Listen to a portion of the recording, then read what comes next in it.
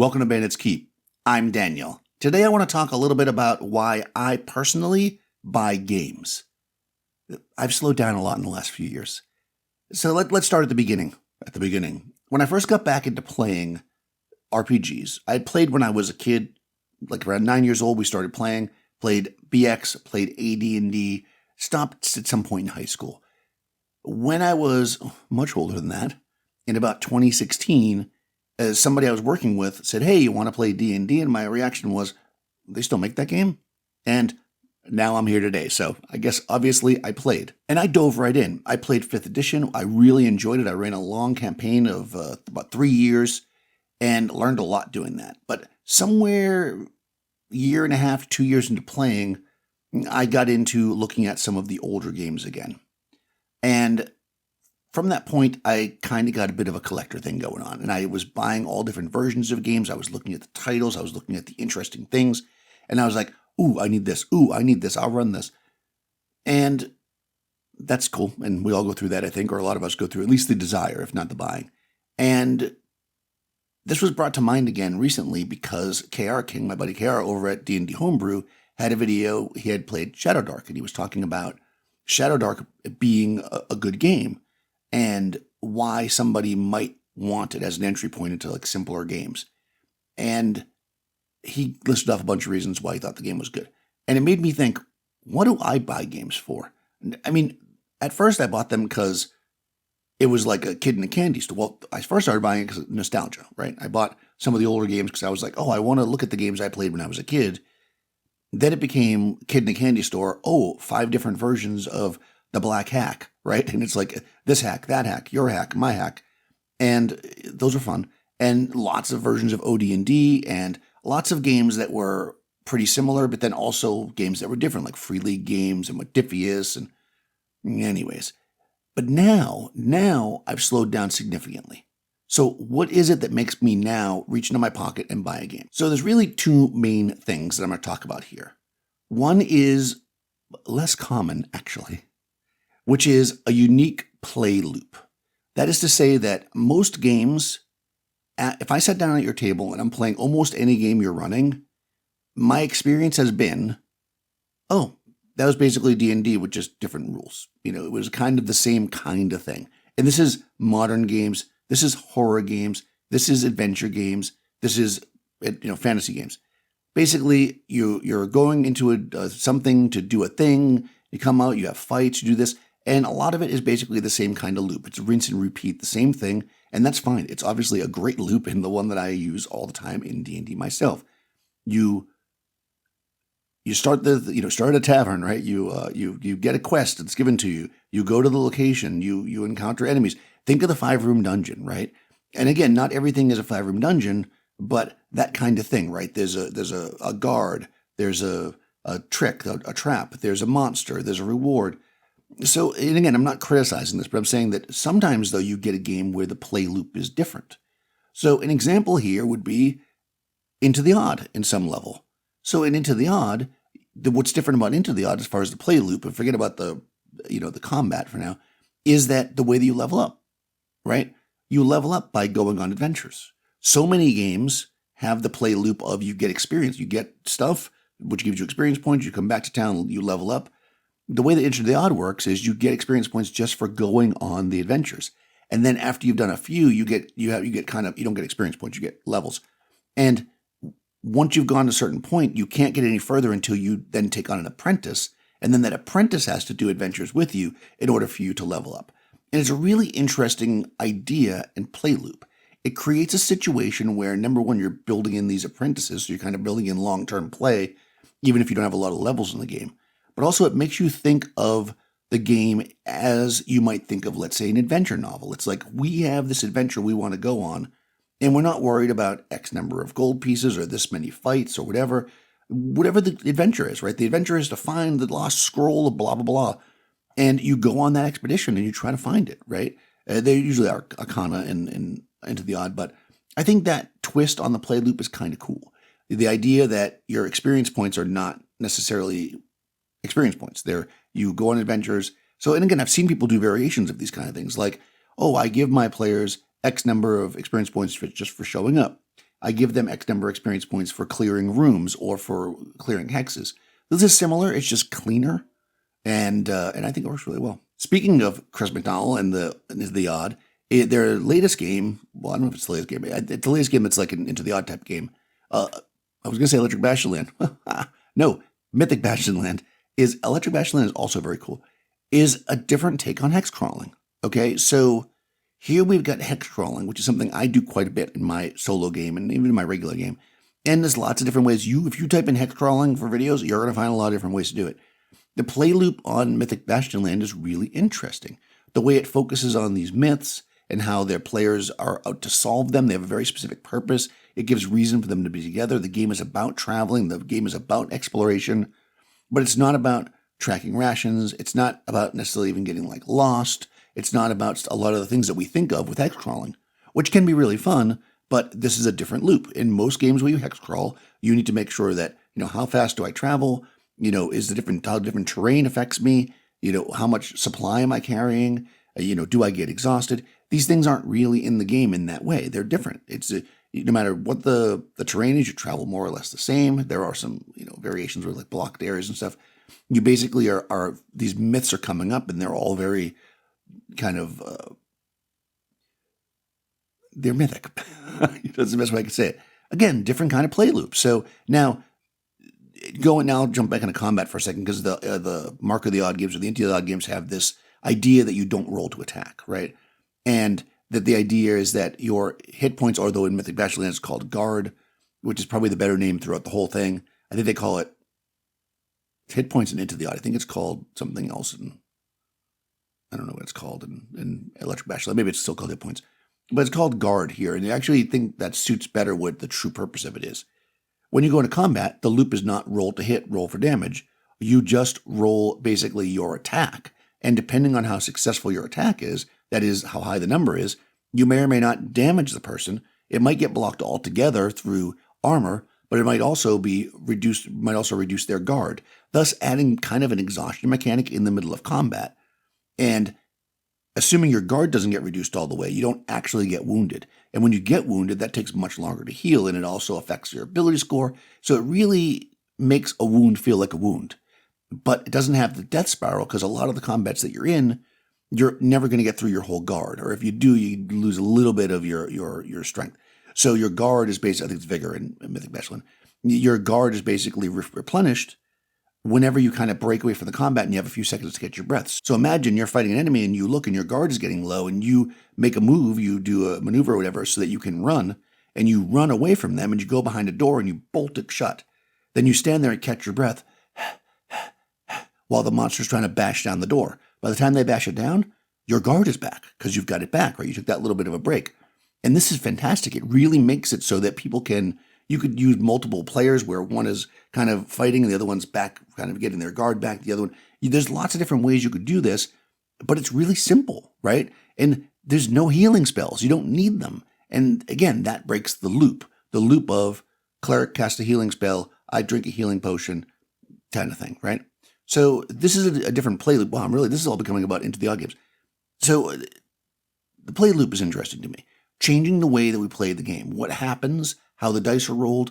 Any kind of game where it's all player facing would also be a little bit different, like something like the Black Hack, where basically the players roll all the dice. I think Simbar Room might have been like that too, the original version. And correct me if I'm wrong about that. But this idea that the players roll everything and you're just kind of narrating and this kind of thing as the GM, they roll to attack, they roll to defend. But again, this changes the play loop. It changes the way the game feels at the table. And I think that's interesting. Games that have more interesting spell casting, like DCC, right, where Dungeon Crawl Classics, where you're rolling to see the effect of the spell, not just if the spell goes off or not, right, but what happens with the spell, and you can do various actions to make it more powerful or less powerful or whatever.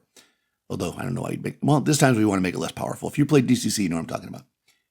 So these different modifications to the play loop, even if they're not completely different play loops, are things that are interesting to me and things that I can kind of think about as I'm working on at my table and how I might want to change things up so that we're not just rinse and repeat the same thing. So that's harder to find. If you know a game that has a really different play loop, really different, I'm just talking about games that have slightly different ones. Let me know in the comments below because I love to look at games that have various different play loops. So what's the other reason why I buy a game? GM advice. Now you might think me standing here and having a YouTube channel and giving advice. Maybe I don't give. No, I love GM advice. GM advice is the best part of most games. This is the reason why. Number one, you might use it somewhere else. It might just be good advice on playing in general. Number two, it gives you an idea inside the headspace of the creator of the game. Now, I've definitely talked to people and played with people who are like, I don't care what the creator wanted. I play the game the way I want. Okay, and I get that. But at the same time, knowing how they envision the game would work or how people might play the game is important, I think. It helps you get the feel of the game. And to me, that is really, really important. So good GM advice, I think, is key. All of the Into the Odd style games have great GM advice, so there you go. But also Kevin Crawford games, things like World Without Number, lots of charts, tables, GM's advice, kind of giving you an idea how the game should run. And a lot of times this advice can go other places, right? So I love to read and see different people's perspectives on how they run the game and how they think about it. And then in addition to that, Nave, I was going to mention as well. Nave also has good GM advice, I think. I think that Ben Milton does a great job with simplifying the systems of play, and I think that games like Nave are, while I don't really play Nave, and there's no particular reason why I don't play Nave, I have it, and I think the advice in it is good, and that you can definitely pull from things. So those are three examples of games that have, I think, really good GM advice. The advice can be, this is how the mechanics work, good examples of play, this is general ideas for being a better referee. All that fits into a nice category that I like. So if I know a game has a really good GM section, and I've heard a lot of good things about it, or it's by somebody who I know produces good GM sections, that makes me want to buy the game. So what doesn't make me want to buy a game? But maybe used to. One of them is just the world, I guess. Like when I look at a game and it's like, it's so grimdark, so I want to play it because it's grimdark. I can make most games grimdark. If your mechanics and your play loop don't make the game grimdark, and I'm talking to you like 80 games that I've bought in my life that are basically just D&D but have grimdark art and cool names for the classes, it's not grimdark, right? Okay, fine. You have metal imagery in it, and that's gonna be cool, but that does nothing for me. If your mechanics don't represent that, then the game is, whatever. Your world building doesn't really matter to me because I like to build my own worlds, and I like to get inspired by, and I'm going to talk about this maybe in another video, and I've talked about it a little bit before. I get inspired by books, comic books, movies. That's where I get my inspiration from, not from playing in a pre-made setting, even though they can be wonderful. So for me, that is not a setting, or even the artwork isn't necessarily a reason to buy a game. And the second one, which kind of ties into what KR was saying would be a good reason to get Shadow Dark, is that the game is somehow easy to play or is easy to get people to play. Now, I say that because right now, anyways, I have a pretty decent group and I haven't had very much trouble since, probably 8 to 10 years getting people to play. I think that RPGs currently are popular enough. I think that I just am around enough people in the fields, creative fields maybe, that all play. So I haven't had trouble. So when somebody says, oh, I can't find anybody who won't play 5e, so I have to play a game that's a simplified version of 5e, something that's a D20 system. So maybe 5e hardcore mode or even like ICRPG or Shadow Dark to a certain extent, where they're D20 mechanics. So it's really easy for somebody that's used to that mechanic to kind of port over to it versus let's say go to a free league game or, where it's D6 dice pools, right? I think that's not really a reason for me to buy a game. Now, if you are somebody who plays in groups that mostly play, games that are maybe a little bit more, have a lot more rules, or, if you're playing D&D or you're playing Pathfinder and you want to play something quick and dirty and people are already used to the D20 and it's really easy to explain it to them, then that's a reason for you to buy it. And I think that is actually a good reason to buy games, but it's not why I buy games. I feel like I've been through that, and I've played a lot of simple games, and I've gone all the ways as far as something like Lasers and Feelings, which is like the simplest game. Maybe not the simplest. I can't imagine a game simpler than Lasers and Feelings. If you know a simpler game than Lasers and Feelings, let me know. And that game can be super fun. But I don't need that anymore. Like I have a group that's pretty steady. For me, running something like OD&D or Swords and Wizardry or the old Top Secret, which is very crunchy, are all just as simple for me because I know the games really well. So for me, that's not a reason to buy a game. So those are kind of the two reasons why I would buy a game. Interesting play loop, right? Great GM advice. Two reasons why I might not buy a game: because it's simple or because of the setting. But I was just sitting here about to wrap up the video and I thought, there is another reason why I do buy games, and it's often to support really great creators. If I know somebody is a creator that I appreciate their work, that they put a lot of work out there, that I've really enjoyed it, even if I'm not particularly looking for a game right then, if they come out with a game, I'm very likely to pick it up because I feel like supporting indie creators is really important. And I just want to be particular about what I buy. I think that having bought, and I exaggerate when I say 80, but probably somewhere in the 30s, maybe up to 40 game systems that were basically Swords and Wizardry white box, reskinned to have two more classes and some oddball things. That just kind of put me in the idea that I don't want to just buy a game that's from some creator that's just making another retro clone. I don't think we need retro clones as much anymore because you can buy the original games. Give me something interesting. Give me something different. Give me something that has an interesting play loop. Give me something from a great creator that's putting themselves out there, that's really trying different things. And I'll be there with my money. I'll be like, that's probably like pennies running to, but another OD&D clone, another BX clone, a game where you just took a bunch of systems and jammed them together. That's not necessarily for me. But if you have never played all these different systems and you can get access to them and you want to read through them, do it. Because the more systems you read, the more you look at, the more your taste will be refined and you'll know what you like better. And that will really help you build your game and eventually create kind of your own system. And I've talked about this before. In the end, for me, the ultimate goal is to have a system that you effectively have created. Now, that's probably going to be a hodgepodge of a bunch of other things you've learned along the way, but it's still yours, and it's still all the rules that you like, all the rules that your group likes, the rules that you know really well, and that play best for you at the table. Just make sure that you also take really good gym advice. All right, so let me know what you think in the comments below. Again, give me some games that you guys really love or that are out there. Somebody's going to say Lavender Hack. I feel like everybody mentions Lavender Hack whenever I've got it. It's pretty cool. Again, if it's any hack, I probably have it. But let me know in the comments below.